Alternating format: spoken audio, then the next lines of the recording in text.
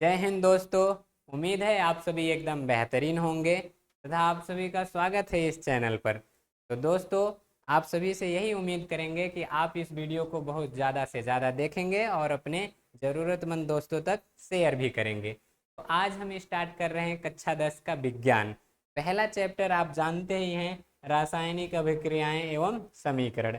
आज इसी के बारे में चर्चा की जाएगी। देखिए, यहाँ चैप्टर का नाम है रासायनिक अभिक्रिया एवं समीकरण। तो पहले हम समझ लेते हैं रासायनिक अभिक्रिया होती क्या है। देखिए, पहला हेडिंग आपका क्या हो जाएगा? रासायनिक अभिक्रिया। आप लोग घबराइएगा मत, यहाँ जो बताया जा रहा है इसका पीडीएफ आप सभी को लिखे लिखान दे दिया जाएगा। हिंदी के साथ साथ आप लोग अंग्रेजी भी जानते रहिएगा। रासायनिक अभिक्रिया को अंग्रेजी में कहते हैं केमिकल रिएक्शन। देखिए, केमिकल रिएक्शन होता क्या है? जब भी आप नए गुणों वाला पदार्थ बना दें, उसी को कहते हैं रासायनिक अभिक्रिया। अच्छा, अब यहाँ नए गुणों वाला पदार्थ, इसका क्या मतलब है? इसका सीधा सा मतलब है, आप ये जान लीजिए, कहीं भी आप रिएक्शन देखेंगे तो वहाँ आपको ये एरो मिलेगा। इस तीर के पीछे जो भी पदार्थ रहता है, यानी इधर जो भी पदार्थ है, इससे एक नया तरह का पदार्थ बन जाए, तो इसी प्रक्रिया को क्या कहते हैं? रासायनिक अभिक्रिया। अब यहाँ रासायनिक अभिक्रिया तो संपन्न हो गई। रासायनिक अभिक्रिया, तो अभी आपने देखा कि कुछ पदार्थ हैं जो रासायनिक अभिक्रिया में, देखिए ये जो पदार्थ है ये रासायनिक अभिक्रिया में भाग ले रहा है और इधर कुछ नए पदार्थ बन भी जा रहे हैं। तो ये जो पदार्थ रासायनिक अभिक्रिया में भाग लिया है इसे कहते हैं अभिकारक। क्या नाम हो जाएगा इसका? अभिकारक। अंग्रेजी में इसको कह देते हैं रिएक्टेंट। अब इसके साथ साथ इधर देखिए, कुछ नया पदार्थ भी बना है, इसको कहते हैं उत्पाद। अंग्रेजी इसकी हो जाती है प्रोडक्ट। तो कुल मिला जुला कर क्या जान लिए? नए गुण वाला पदार्थ बन जाए उसी को क्या कह देंगे? रासायनिक अभिक्रिया। अब जो पदार्थ रासायनिक अभिक्रिया में भाग लेंगे, अच्छा भाग लेंगे तो इसका ये मत समझिएगा कि इसी से भाग लेंगे। भाग लेने का मतलब होता है पार्टिसिपेट करें, वो कहलाएंगे अभिकारक। और जो नए पदार्थ बनेंगे वो कहलाएंगे उत्पाद। अब एग्जाम्पल के तौर पर समझ लीजिए। देखिए, जैसे दूध ले लिए। अब दूध को हम रख दिए और इसी में अम्ल मिला दिए, तो अब दूध से क्या बन जाएगा? दही बन जाएगा। शाम को रखिए तो सुबह तक देखेंगे दही बन गया रहेगा। अब होता क्या है? देखिए, ये जो दूध है ये स्वाद में होता है मीठा। अब इससे दही बनी और दही कैसी है? ये स्वाद में है खट्टा। तो देखिए, मीठा से क्या बन गया? खट्टा। तो ये नया पदार्थ बना और नए गुण के साथ बना, इसी को क्या कह देते हैं? रासायनिक अभिक्रिया। अब इन सब का आप पीडीएफ चाहते हैं वो भी मिल जाएगा। देखिए, यहाँ उसी का जो बताया गया है वो पीडीएफ दिया गया है। देखिए, ये तो दिखाई ही दे रहा होगा सबको, और जूम कर देते हैं। यहाँ है नए पदार्थों वाले गुणों का बनना, यही क्या कहलाएगा? रासायनिक अभिक्रिया। उसके साथ साथ ऐसे पदार्थ जो रासायनिक अभिक्रिया में सम्मिलित होते हैं अभिकारक कहलाते हैं, और जो बनते हैं वो उत्पाद कहलाएंगे। एग्जाम्पल है, देखिए भोजन का पाचन, यानी जो भी आप खाते हैं तो पहले भोजन को मुख गुहा में लेंगे, फिर दांतों द्वारा उसे छोटे छोटे टुकड़ों में तोड़ेंगे।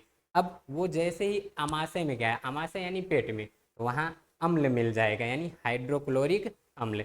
तो वो भोजन को और छोटे छोटे टुकड़ों में तोड़ देगा। तो ये जो मार तार ये तोड़ फोड़ हो रहा है, यही क्या है? रासायनिक अभिक्रिया। श्वसन, तो श्वसन का रिएक्शन क्या होता है? अभी खाना खाए हैं तो खाना खाने से क्या मिला? ग्लूकोज।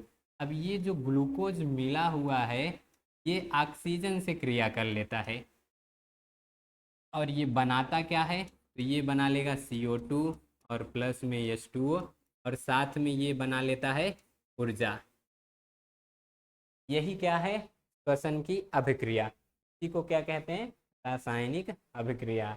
अगला क्या है, लोहे में जंग लगना। इसको आप अपनी भाषा में समझ लीजिए, लोहा अगर मुरझा जाए उसी को क्या कहते हैं, लोहे में जंग लगना।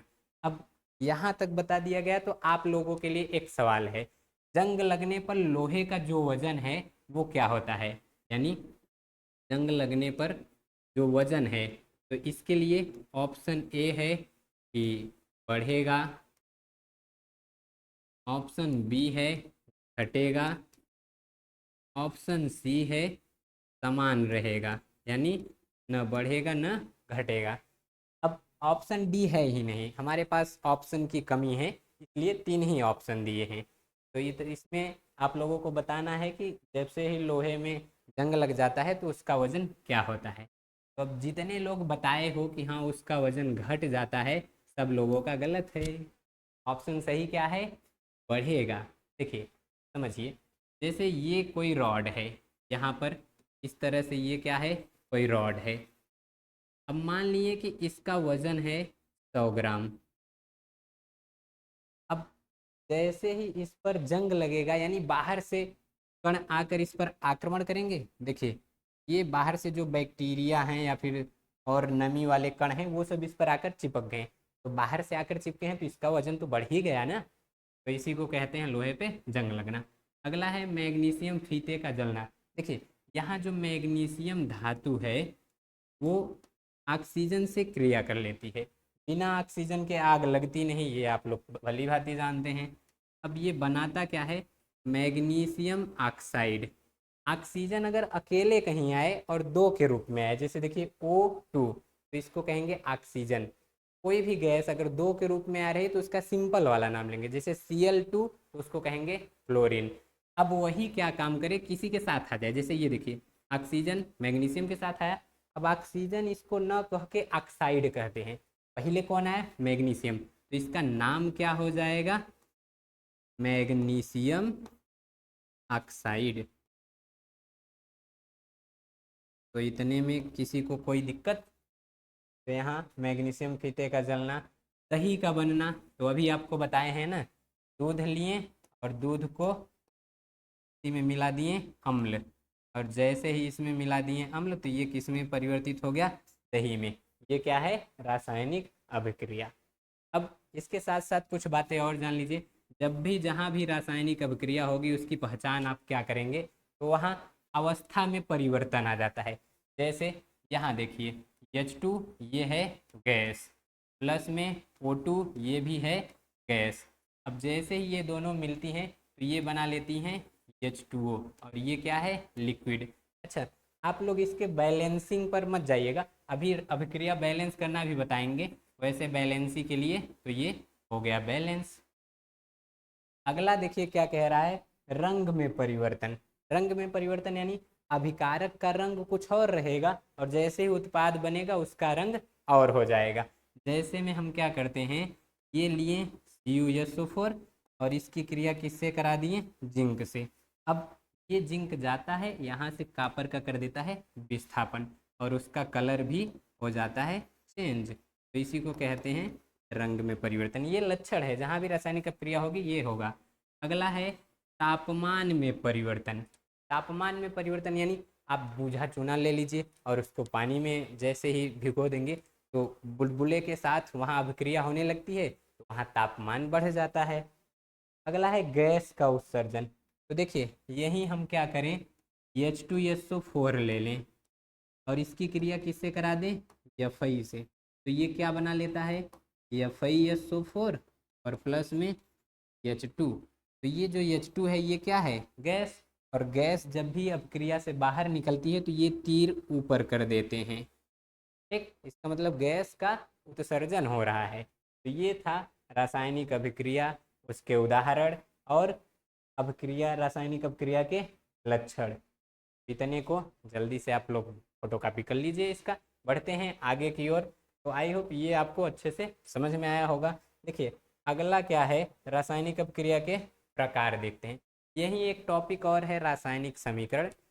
कोई भी रासायनिक अभिक्रिया हो गई उसको उसके प्रतीक के रूप में लिख दिया जाए, उसी को कहते हैं रासायनिक समीकरण। तो रासायनिक समीकरण हम किसी अगले वीडियो में समझेंगे।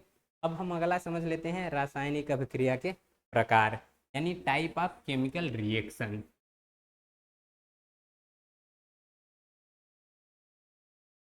रासायनिक अभिक्रिया के प्रकार। देखिए, यहाँ रासायनिक अभिक्रिया मुख्य रूप से 4 प्रकार की होती है। इसमें पहला आ गया संयोजन। अच्छा, संयोजन क्या होता है? देखिए, नाम से ही पता चल जा रहा है कि नहीं, संयोजन यानी जुड़ना, संयोग करना।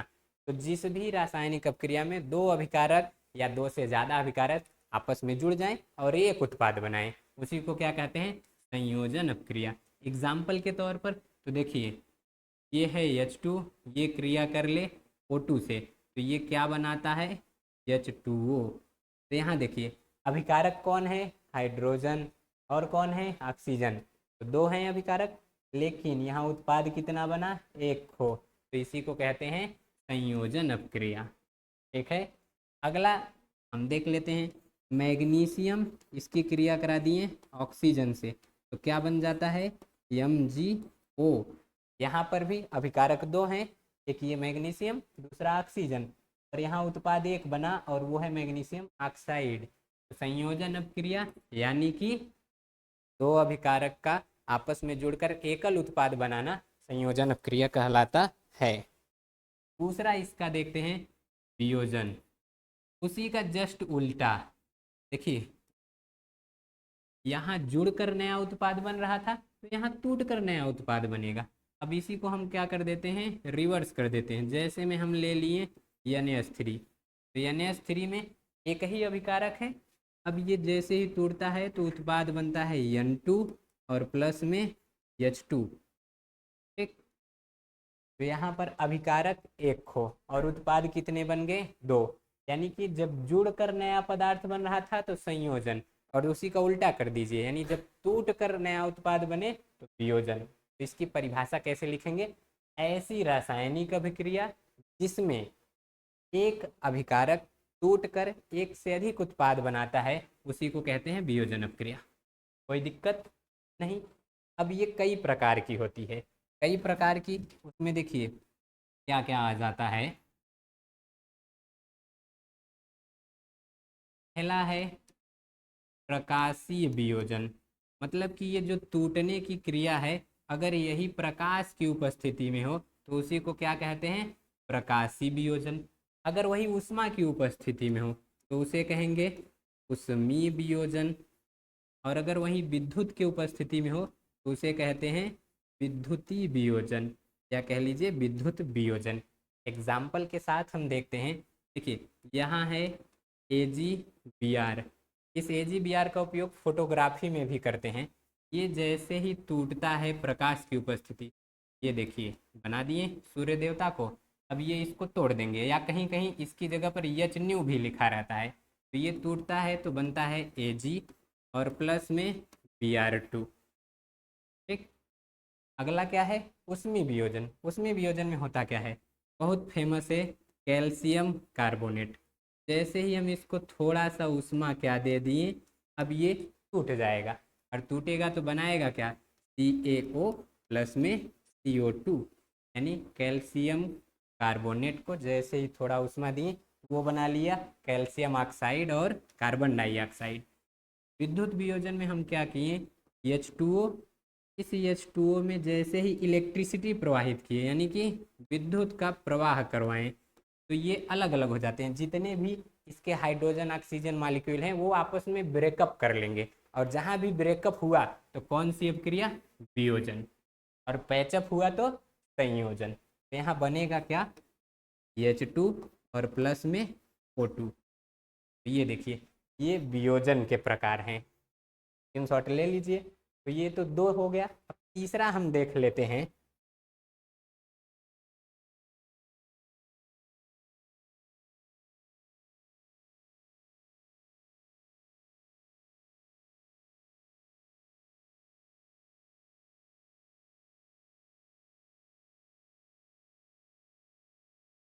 रासायनिक अपक्रिया का तीसरा प्रकार है विस्थापन, यानी डिस्प्लेसमेंट। विस्थापन में होता क्या है, देखिए अगर दो लोगों में झगड़ा हो जाए तो कौन मार खाएगा, जो कमजोर है, और मारेगा कौन, जो बरियार है। वही यहाँ पर अप्लाई हो जाता है, यानी जो अधिक क्रियाशील तत्व है वो कम क्रियाशील तत्व को उसके घर से भगा देगा। इसी को क्या कहते हैं, विस्थापन अभिक्रिया। ये तो आप लोग अपनी भाषा में याद किए, अब लिखेंगे कैसे, ऐसी रासायनिक अभिक्रिया जिसमें अधिक क्रियाशील तत्व कम क्रियाशील तत्व को उसके लवण के विलयन से भगा दे या विस्थापित कर दे, उसी को कहते हैं विस्थापन अभिक्रिया। जैसे में ये देखिए H2SO4 नाम है सल्फ्यूरिक अम्ल। अब आ गया आयरन, इस आयरन से हाइड्रोजन की खुशी देखी नहीं गई और इसके परिवार से इसको आकर बेदखल कर दिया। तो यहाँ पर बना क्या, ये उसके घर चला गया, यानी कि Fi आ गया और SO4 के साथ क्रिया कर लिया। अब बेचारा हाइड्रोजन महफिल से बाहर हो गया।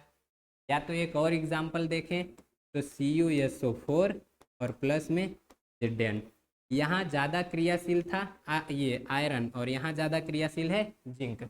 अब ये यहाँ जाएगा और Cu को भगा देगा, तो बनेगा क्या, Zn, और Cu भागा है, SO4 तो वही है, बन क्या गया,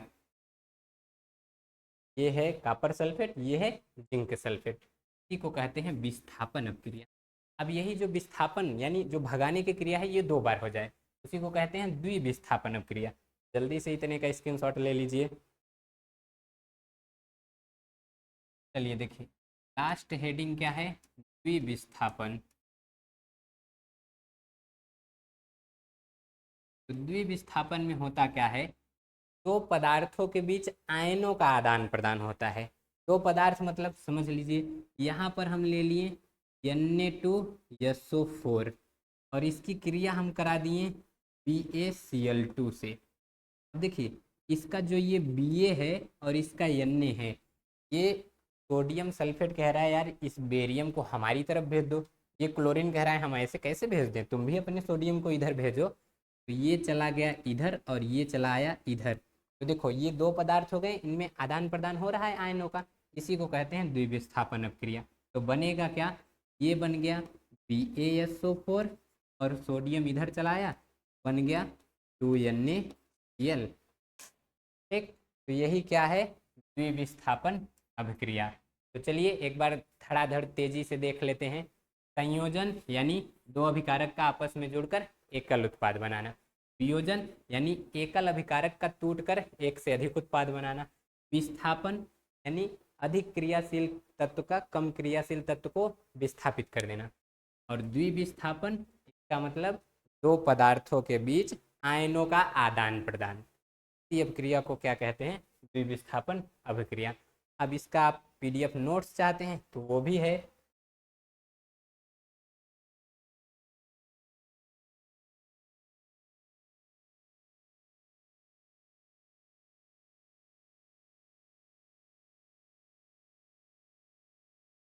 देखिए यहाँ है ना हेडिंग, ये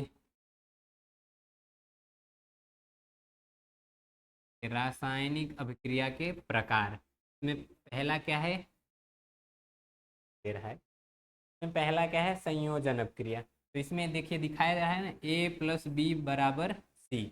यहाँ एग्जाम्पल है, देखिए कार्बन है ऑक्सीजन, ये दोनों जुड़कर क्या बना लिए CO2। जहाँ भी जुड़ेंगे वहाँ कौन सी अभिक्रिया, संयोजन। तरफ कर दे रहे हैं, एक तरफ इधर हम भी देते रहेंगे, आप लोग भी कुछ बताते रहिएगा।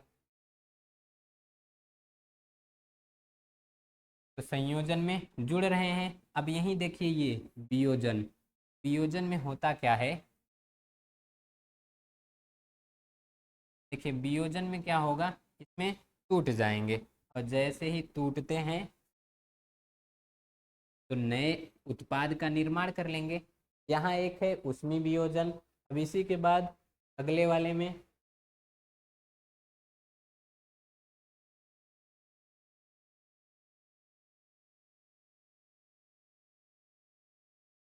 एग्जाम्पल के बाद दे दिया गया है वैद्युत वियोजन, फिर प्रकाशी वियोजन। तो यहाँ आपको सब कुछ लिखा हुआ मिल जाएगा।